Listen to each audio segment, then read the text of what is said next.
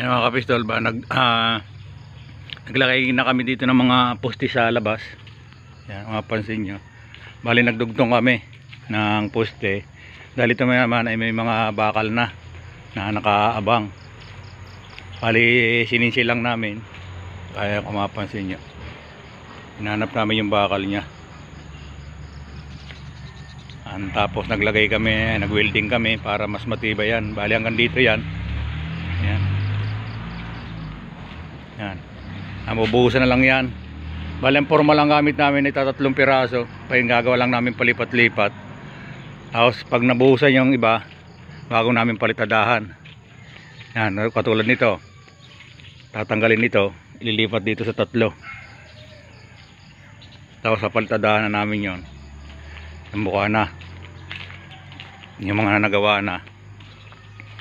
Tapos ito yan, lalagyan namin ito ng bakal na grills. Yan yung inalis namin dyan. Yan ang puputulin natin sa gitna. Tapos dudugtungan ng matilos doon sa taas. Yan ang ikakabit dito.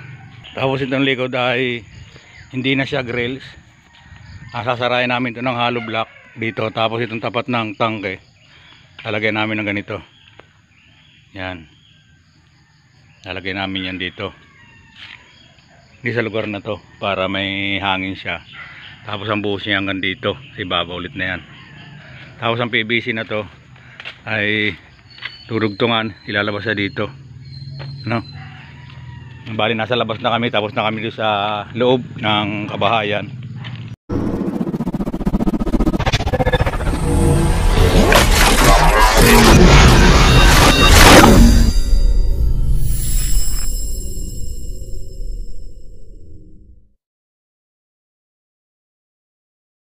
Pagkabit na rin tayo ng mga pipe, PPR pipe, yan o. Wala akong mabiling yung 1/2 na elbow na PE. Nang ginamit ko yung yung kulay asul na T na 3/4/2. Sinaraduhan ko lang yung pinakadulo niya. Napansin niyo ba? Ayan o. Ayan. Yan ang ginawa ko.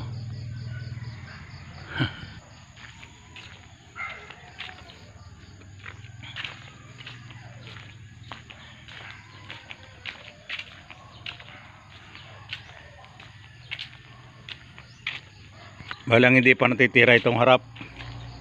Yan, hindi pa na skim coat yan. Titirahin pa yan. Pero yung kabilang likod yan okay na. Yan muna ang update sa ating gawa dito mga kapistol. At abang-abangan nyo sa mga susunod na araw kung saan ako mapapapuntang project. Sana masundan nyo ako hanggang sa dulo ng video ito. At sa matapos, sa mga hindi pa po nakapalo at nakasubscribe sa aking YouTube channel, Cyril Pistol Vlog, ang inyong construction boy, sana supportahan nyo ako at pakipalo na ang Facebook page at inyo na rin pong samahan ng pag-share. Nakita nyo may scaffold kami dito. Bali naglagay doon ng 7 piraso na pinaka trellis nya. Yan ay binuo na sa baba, parang precast na yan. Tapos sininsil lang yung pader at nilagyan ng semento at adhesive bago ipinasok yan. Bali yan ay isang pi ang nakalabas niya mula doon sa pader. Ang nakapasok dyan ay nasa 15 cm, no? Tapos may mga PVC pa tayo dito na ililinya natin dito sa ating flooring. Yan dito, bali finish itong lahat yan, no? Okay na, ganda na talaga.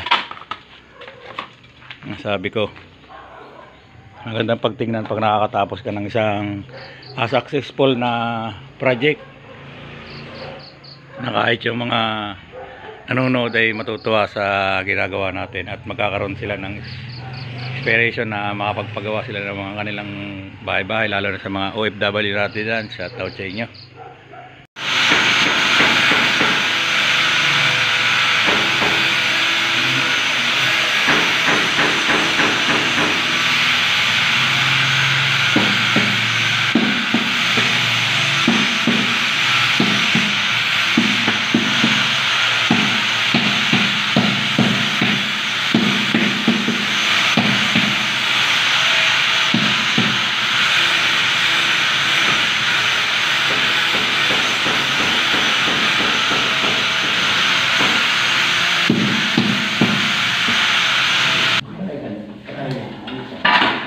Paminto. Pero pagkakami.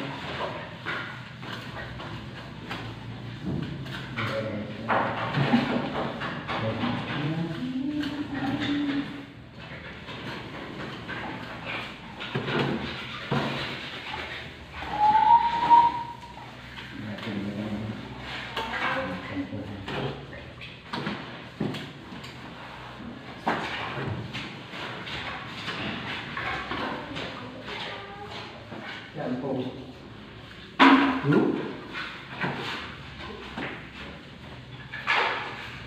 Tulong ito mo. Ha? Tulong.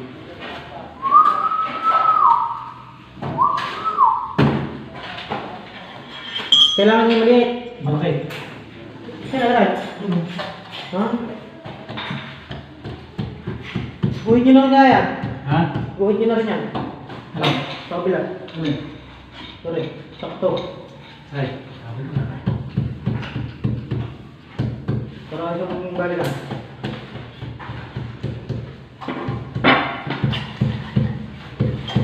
Ha? Gusto ka?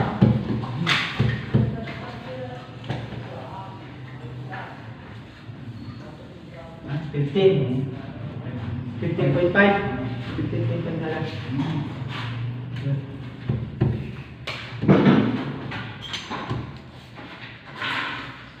Tapos natin tong tiles na to dito sa lababo.